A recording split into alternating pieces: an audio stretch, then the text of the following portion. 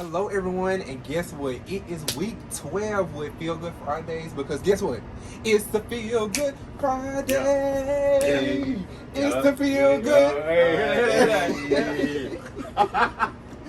Yes, everyone, it's a Feel Good Friday, and I hope you're having a fabulous Friday with a smile on your face. Yes, I'm at the top of my apartment on the rooftop, and we have special guests today, student doctors.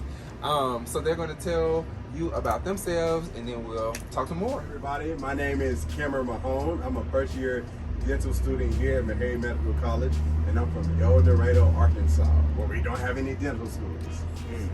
Tragic. What's going on, everyone? It's been a long day. It's been a long day. What's going on, everyone? My name is Malik Walters. I'm also a first year dental student here at Meharry'S Medical College, and I'm from Severn, Maryland. So shout out to the DMV if you are as well. All right, so today, obviously, they're dental students, so we are talking about dental stuff. That's what we're talking about today. So we're gonna jump right in. To jumpstart, we're gonna talk about more so a heavy topic. So as first year dental students, like how do you, I guess both of y'all can respond to the question, but how do you see dentistry as a whole as it relates to the black community? So we're here at Meharry. I'm a Meharry student as well. So going to HBCU, how do you see the impacts, good and bad, of dentistry in the black community, or what have you seen as a dental student and previously that has negatively and maybe even positively impacted the black communities? I think it's important because we also go to HBCU, so right. Obviously we want to help our community. So what are your thoughts on that? You want to go first? You got it. Okay. So I'll say it's really good to have HBCUs like Meharry because you got to think about it. There's not a lot of black dentists in the field already, and so when you look at other schools that aren't HBCUs, there aren't that many black people that's getting put in those seats. And so the fact that Meharry gives a lot of seats for minorities is really good for us because it's all about feeling comfortable and having people that care for you who look like you because they come from those same social kind of backgrounds, and so they really get you. And then most of the time you'll respond better with people who look like you because you're more comfortable. Right. And so that's why it's really important to have places like Meharry to keep cranking out these black dentists. That's what I say. I agree. Going off of what Cam just said, schools like Meharry, what is called like a holistic review of a person's application. Meharry likes to give people chances, and for a lot of students, including myself, Meharry was one of the only schools that interviewed me because if you were just to look at like what's it called, the stats, like your stats, your GPA, grades, and all that stuff. Metrics. Metrics. When you look at stuff like that, a lot of these schools out here, they will look at you on paper and they'll say no, just because you don't fit like those like requirements. But Meharry, on the other hand, they understand that for certain individuals that come from specific demographics, like there are a variety of other factors that can contribute to like a person's like education, contribute to a person's experience, like what the college they go to, like the opportunities that they were afforded growing up, stuff like that. So Meharry, I'm definitely grateful for Meharry because many like amazing dentists, doctors, anyone like comes from Meharry, and schools like Meharry are definitely needed. Just for many reasons, but just based off of the fact that Meharry provides chances for students who would not get chances otherwise anywhere else. So while we're talking about this, so Malik, you kind of talked about like your journey, slightly about how you got to Meharry. So Cam, how did you end up at Meharry? Like what was your process of starting student doctor Cameron? Okay, so I always knew I wanted to go to Meharry just because it was just came a point in time where I was like, I need to be around people who looks like me, because I knew that going to dental school was going to be stressful, and I knew that once I got into dental school, it was going to be really tough. And I kind of felt like I slipped through the cracks in undergrad, and I didn't want that anymore. And so, funny story, my mom was in the barbershop. Why? I don't know. But she was in the barbershop. See, and Get the cook. And she was talking to people in there, and for some reason I got brought up, and she was like, "Yeah, my son, he's trying to get into Meharry," and it just so happens that a guy that was there graduated dental school from Meharry. He graduated with Dr. Tyus, who is like a staple at Meharry for dentistry. For sure. And so he introduced me to Dr. Tyus. I went to Dr. Tyus' church. And I got to meet him. I got to see how he was singing in the choir. He rocking, and so it was like good. And Dr. Tyus, he liked me, and he's like, you know what, we're going to check you out, see how it goes. And so I did have to bring up some of my metrics, but I got into MHS, got my scores up, and next thing I know, acceptance letter here, white coat there. Yes, sir. Here I am. Wow. Yeah. We just love the Black excellence. It's wonderful. It's wonderful. So, while we're talking about Meharry and them being students or D1 students, what would you say is or has been as a first year dental student, as well as it being hybrid, virtual, that mix of what y'all been doing? What has been the highlight of being a dental student in 2020, in COVID, in racial uproar? How has it been as a dental student? What have been like the highs and what have been like some of the lows? So like a pre-dental student watching this, like, wow, I'm truly inspired by this. I really want to go to Meharry, but what's the T? Like, what has been my highlight? Hey, wait, listen. Wait. My man. I didn't know if you wanted to take it away. You got I can say a little something. But, encourage the people. Encourage the people. So right now, I would say, being here in dental school, yes, we have this pandemic. Yes, we have all the craziness going on in the world. But for me, like, all of that is going on. It's true. But at the end of the day, when I'm like just sitting down, I'm exhausted.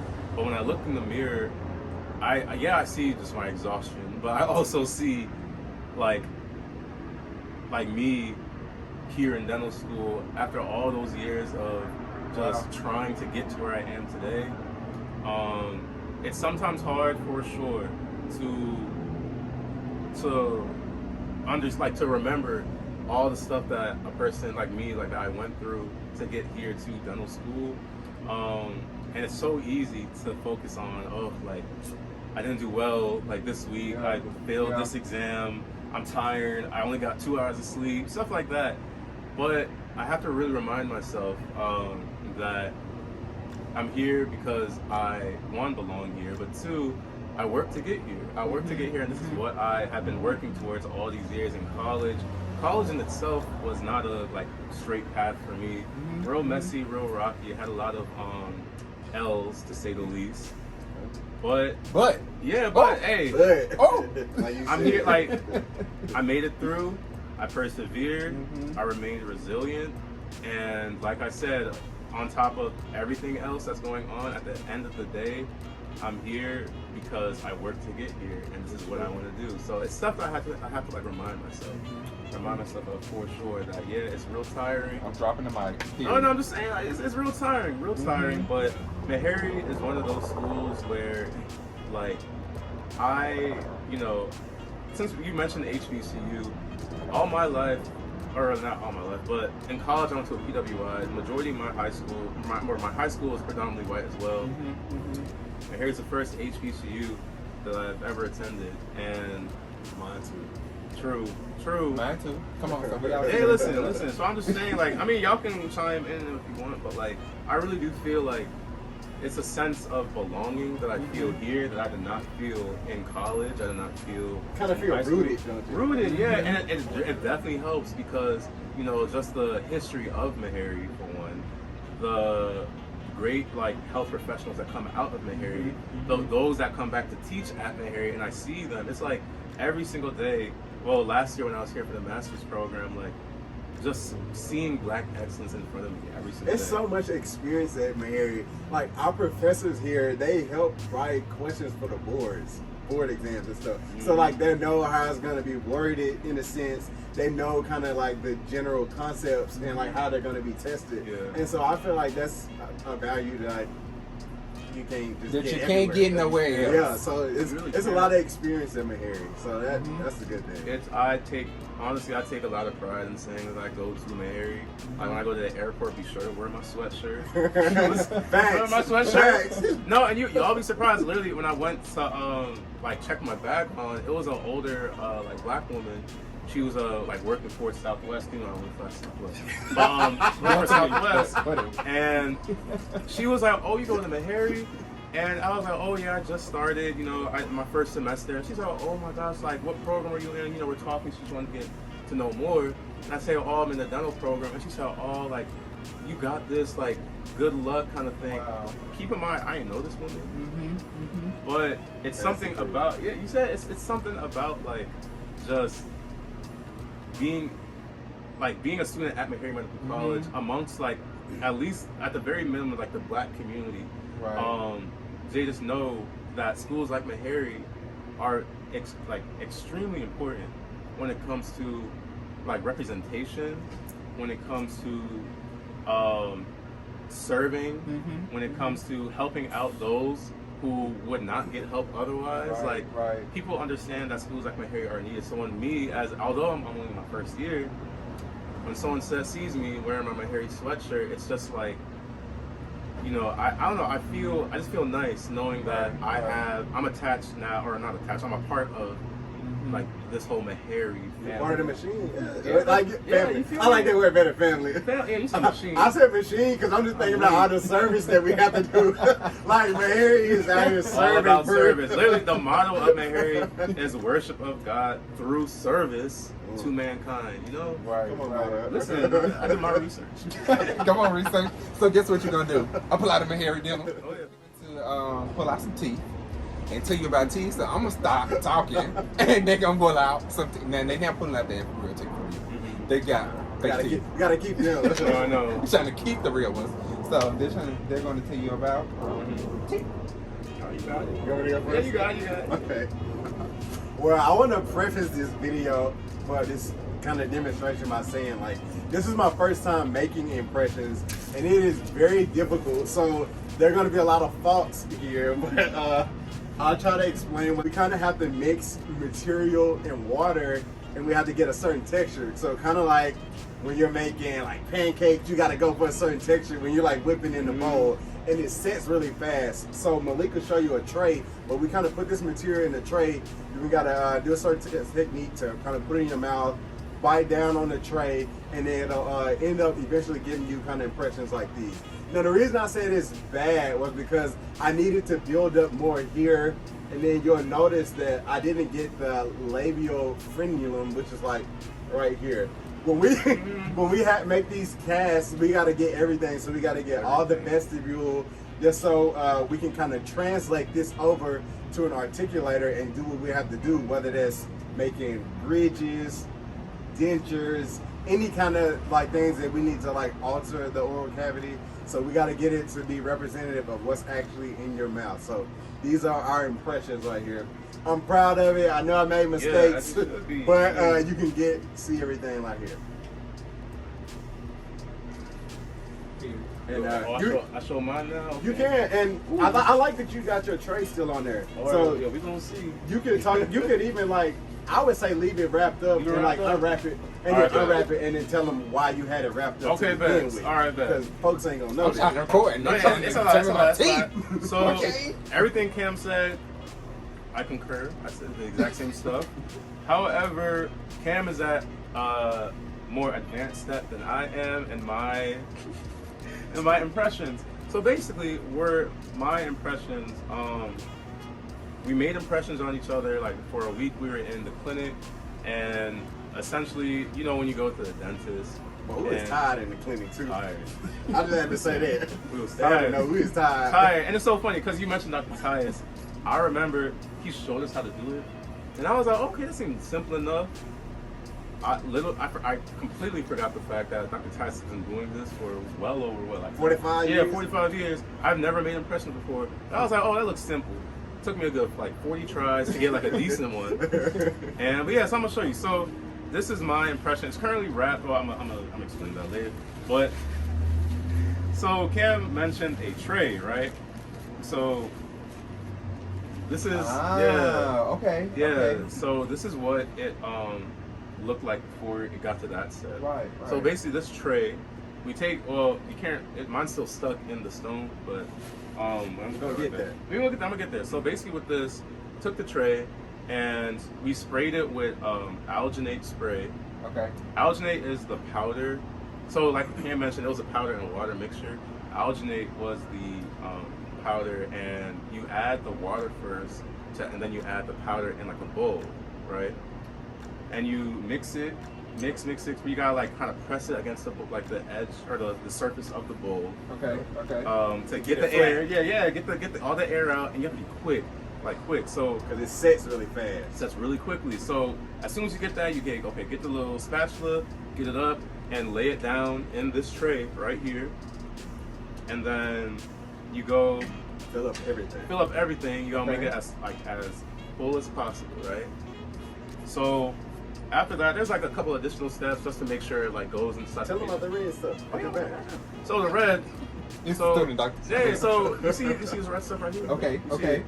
So this is the rope wax, right? All right. The rope wax essentially is the sole purpose of the rope wax is to, well, correct me if I'm like enlarge the tray to fit the patient's so patient's like mouth. So a lot of patients, have different size mouth. People have different skull size, different everything. So the rope wax essentially allows this one tray. The tray is the same. So you want to make sure it fits your patient. That's what all it's about. No Okay. impression will be the same. So this, for my patient, my classmate, he just needed some rope wax, so I could fit I could reach all areas within his oral cavity. Everyone, So- now you know about a little of what dental students do. So definitely, like I said, apply to Meharry's Dental School. So we're gonna lastly talk about some more fun and engaging things about teeth. Like I get up every morning and I first off brush your teeth in the morning, point blank period. Please. But anyway, please. But we're gonna talk about some of the things that they're dental students. So what they got to say about these toothbrushes and mouthwashes and toothpaste. So they're going to tell you about their favorites, and then we'll talk about some more about that. So Cam, I know you brought your toothpaste.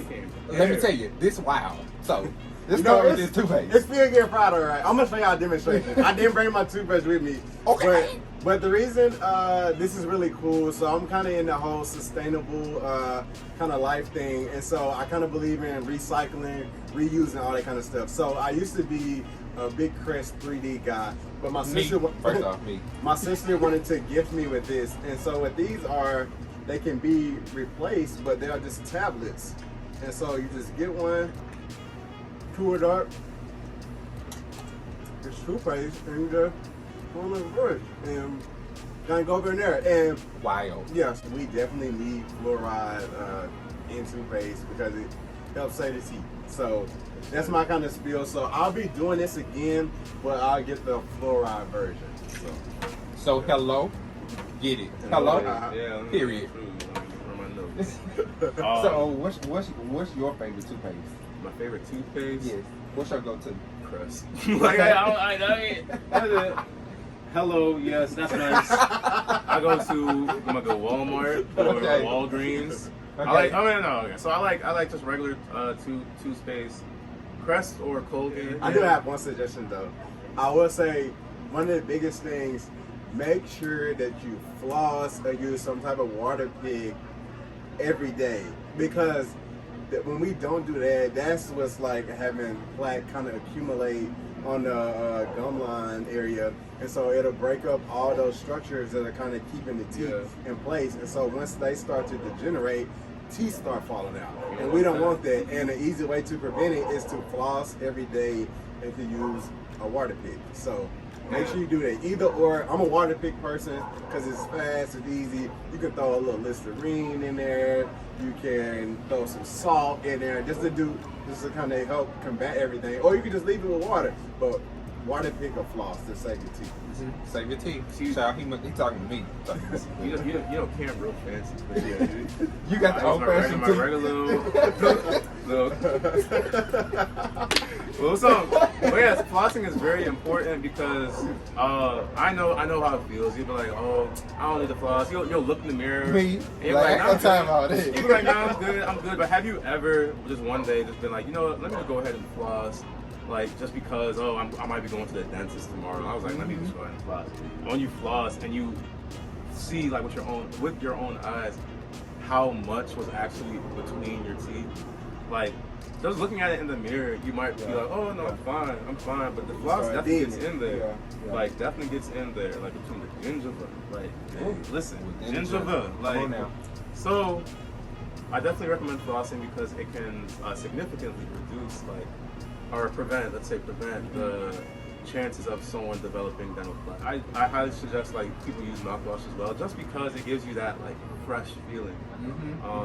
You know, especially if you're about to go somewhere, like that fresh feeling in your mouth. Like, okay, I know I don't have to worry about my breath smelling. So, not only like with the breath though, it helps kind of like kill the germs, because you gotta think about it. You got bacteria, food, sugars, all that's kind of like accumulating on your teeth throughout the day, and then it makes it to this plaque, and then if you don't do anything with it, it kind of sits there, and it definitely goes to the gum line. So that's why the mouthwash helps like give it all that. I mean, we have saliva and has enzymes in it, but it can't do all. Yeah, listen. But I know you want to talk about toothbrushes.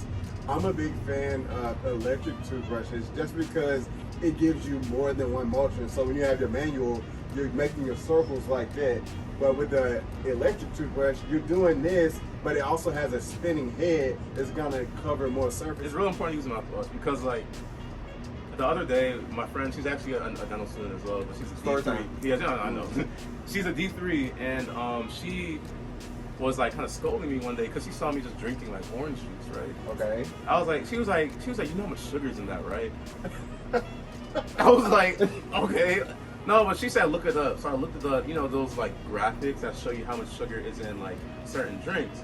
And I was really just taken aback just how like, cause it showed like the actual like the sugar crystals next to the drink itself. Wow. And I was like, ooh, okay, because I'm saying all this to say next time before you drink like orange juice or apple juice or Coke or anything like that, let's go ahead and look at the label and just say how many grams of sugar in this.